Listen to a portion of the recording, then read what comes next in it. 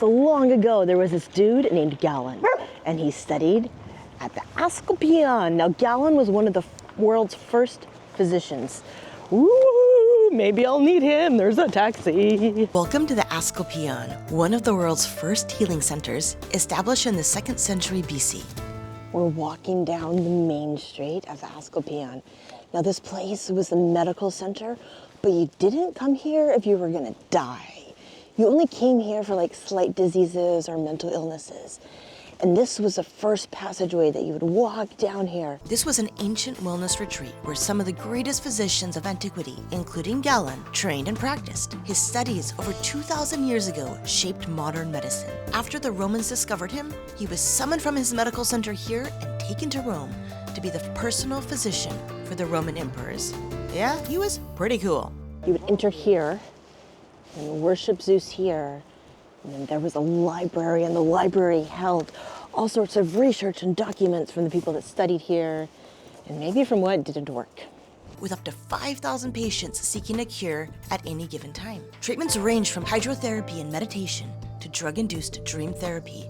Providing this place was centuries ahead of its time. So on the entrance, there would be a sign that said, "No dead people." And as you'd walk up here, you'd have waterfalls trickling. You'd have a very peaceful and very serene setting. What they treated in here was like sound therapy and aromatherapy and a lot of herbs and a lot of meditation. Despite its revolutionary approach to medicine, much of the knowledge developed here was lost by the 2nd century AD as Christianity replaced pagan healing practices across the Roman Empire. But funny enough, some of the very same psychological principles explored here over 2,000 years ago were later rediscovered by minds like Carl Jung and Sigmund Freud, even Galen's theories on the connection between mental and physical health. So let's step back in time into this fascinating ancient medical retreat where science, spirituality, and some truly wild therapies once came together to heal thousands and shaped medicine for centuries to come. There was a bunch of idols in here where you would meditate and worship the gods and get cured of, anxiety or depression or whatever your mental illness would be. Now, after the Roman Empire fell and after the Christians came in, this whole place was deserted because it was around paganism. Ooh, look at that. Nice little architectures. Oh. So after you entered this whole establishment, you would bring something for the gods to hopefully cure you. Now, this was a huge altar to Zeus. And this is all that we see of it left. Zeus, the god of gods of the Greek Empire. And a lot of the gods from the Greek Empire merged into the Roman Empire because they were both pagan until Christianity came in the scene. We have strange hieroglyphs. We don't exactly know who this guy was. He could have been a physician, he could have been the architect, but he was so important that his name was engraved on one of the gates that we see as you enter the Asklepion. Just look at all of these things. We can see some ceiling pieces with the typical Greek Lego block engravings on them. Now, a little bit about Gallus. So after he studied here, he was swept up to Rome to continue his studies in there. I need him in my life. I'm gonna fall over. Doggy! Doggy! Hi! Hi, doggy. Come here, be in the vlog. What's your name? You have a name? Oh, you're big. Hi. Hi, big one. Okay, let's check out this library. Now, it would be used for both physicians to study, but then also for patients to read and chill out and relax and maybe learn something new. Because if you're learning, you're not thinking about your disease. So let's go see. Oh, that's big. Where the ancient people learned. In here, all sorts of books and scrolls and tablets and papyrus. Ancient marble. Check this out. This is so cool. Maybe there'd be a fountain in the middle. Some nice relaxing noise as you read your book. Opened up your scroll, unrolled the other end. Maybe some nice things to look at in the window. I don't think that tree was here at the time. This is cool. Now outside this door, it would be covered in the huge Greek way, where you would have these pillars and a covering where you could walk in the protection from the sun or from the rain, or maybe from the cold. Maybe there were some fires burning here. And you would walk to another part of this healing center. So let's go see what that is. We have ancient writings. Look, you guys. So all over this place, there would be so many different writings of treatments, of people who were here, of stuff that worked and of didn't work. Ooh, look, someone watched TV. HBO. Huh, who knew Netflix and chill actually was a cure even back then? We can still see the engravings of the little tiny flowers on the roof that stood over all of these columns over here. What was this? Maybe a statue with more tablets of writing of what worked and what didn't work. There'd probably be open gardens here so you could get fresh air outside the hustle and bustle of the cities, because, you know, meditation is good. Woo! This is so cool. So today we see this in Rumble. The archaeologists have done an amazing job of reconstructing it. It's fallen down after years of earthquakes. So now we're gonna go see the amphitheater, which sits at the end of the library.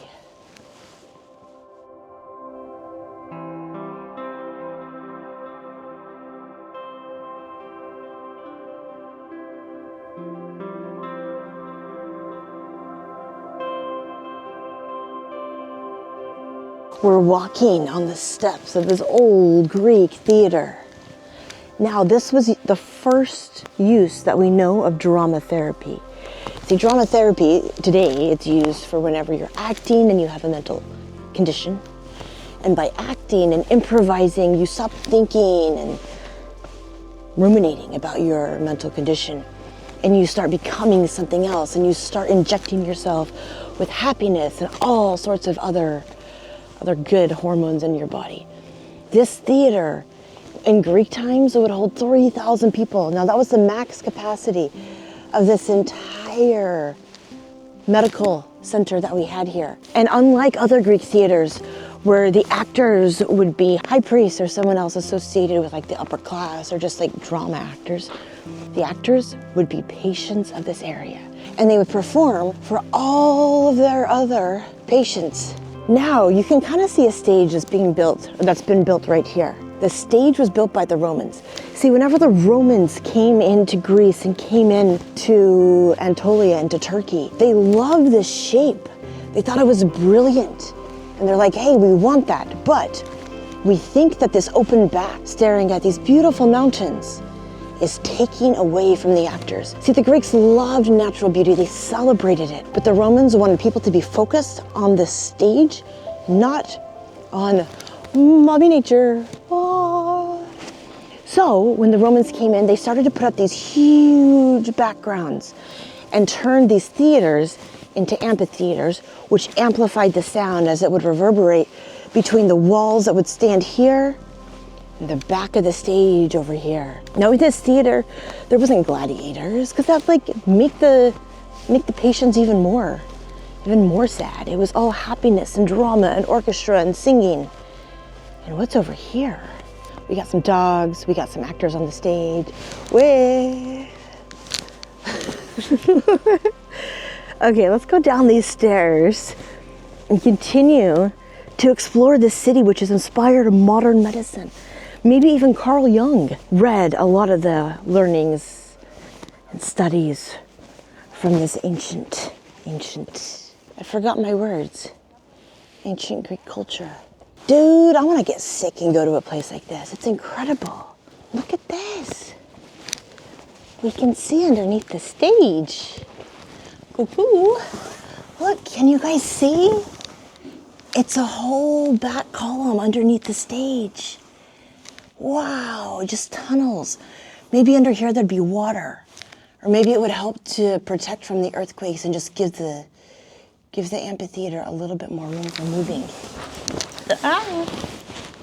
Because outside of it, we have a channel that maybe would bring water and take it away from the inside of the stage. It's very sunny today. And over here, unlike in other Greek and Roman theaters, this wouldn't seat the governor and the mayor of the town. This would seat the physicians as they studied their patients' acting. They would gather notes. They would sit there. And I don't know what this is for, but it's very cool and we're gonna touch it. Check this out. Look how fine that is. You know, this was made in the BCs before a lot of the hard tools had been brought in by the Romans. And over here, we see a nice bathing pool. Now, there were so many baths in this area, warm bath and cool bath. And the belief was that if you were clean, you'd have less disease on you. I also think just chilling in a pool is kind of nice. We see a lot of that in the Nordic countries like Iceland, where they have a lot of the geothermals, and you just go plop in there for a couple of minutes, and then you relax and you feel better about life. It's so cool. And like even just listening to the water roll in from underground, it'd be kind of like ASMR therapy in a way, just like, relax me, put me to sleep. I think the Greeks were above their time, and that's why the Romans, you know, they came in and they stole, they borrowed, they adopted a lot of the science and studies that the Greek culture had established here. Now we're in a seismically active place. There's earthquakes all the time. In fact, still today, they happen multiple times a month. So the physicians back then used the underground seismic activity and the water heated by lava to cure the people. So there's a lot of earth minerals in here. The water feels really soft. And there was all sorts of pools that you would go and wade in with different chemicals and different minerals. And then you would wake up younger, like the snake that sheds its skin. Oh look, more ancient text. No HBO on this rock. Can you just imagine how peaceful this would have been? Like even today, it's really peaceful. Okay, now let's go see where all of these patients were treated. We're going underground. Woo! And this is the echo of my voice. You can see the falls. Yeah. Okay, so imagine this. Up here, there would be a bunch of nurses just hanging out. And they would be watching patients who took some sort of a very strong psychedelic. And these patients would maybe be escorted or carefully walk down these stairs with this beautiful running water running through. So you'd be high on drugs as a patient coming down here. Maybe LSD, maybe something else, we don't really know. And as you walked down this tunnel would be filled with the gases of the psychedelic that was burning. And then up here, we would have the nurses telling positive things. You'll be all right, you're cured, you're fine, you're strong, you're resilient, which funny enough today is still a therapy. You know, positive affirmation, self-affirmation. And whenever the patients woke up, they thought that a god told them all of this. And really, it was just nurses and maybe some doctors coming and telling them this. But look.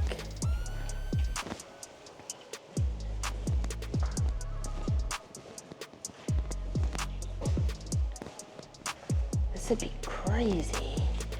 You know, in here, we have some little notches where there would be candles burning so the patients didn't lose their way. But it'd still be a, like, semi-creepy, semi-cool thing. Oh, we can see some of the original marbles still here on the floor. Hi, Kendall. And these windows are very evenly placed. So as you would walk through, you're strong, you're great, woo! And kings never die. Maybe they'd also sing epic ballads. That'd be cool. Here we can see where there was a pipe, you know, flowing and making more noise.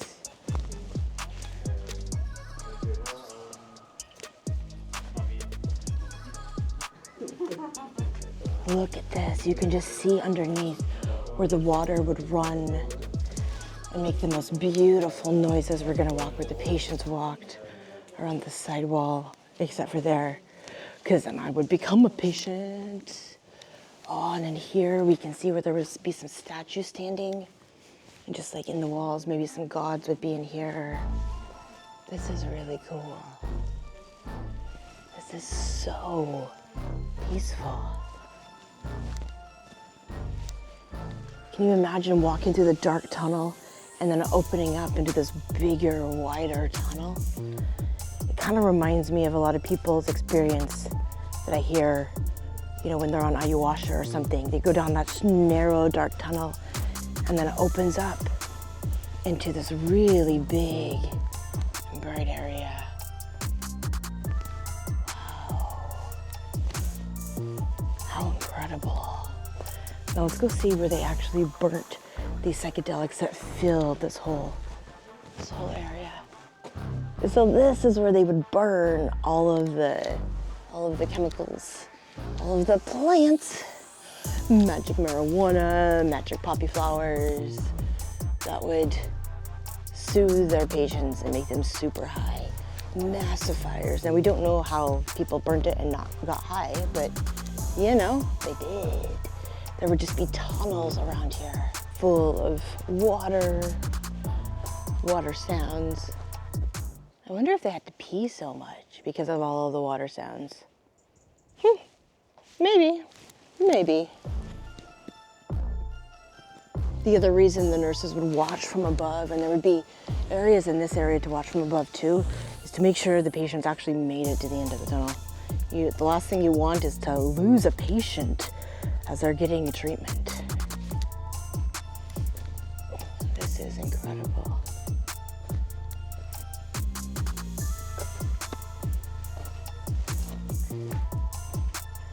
And we just walked in a circle. The last thing you'd want to do is get stuck in the middle.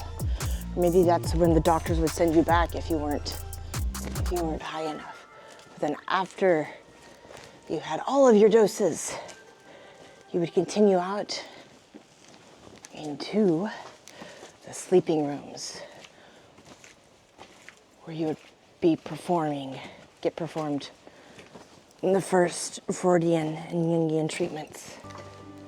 What did you dream? Go to sleep, go to sleep, go to sleep, little sick patient. For soon you'll wake up and be cured. So after you would get a treatment and you'd be escorted into one of these tiny little sleeping rooms. Now today we know Carl Jung and Mr. Freud as the dream doctors. Well, back then they would put them to sleep and the physicians here would have them wake up and then the physicians would analyze their dreams. So literally, this was like the first center of dream therapy. How cool. Sorry, Carl Jung. Someone came before you.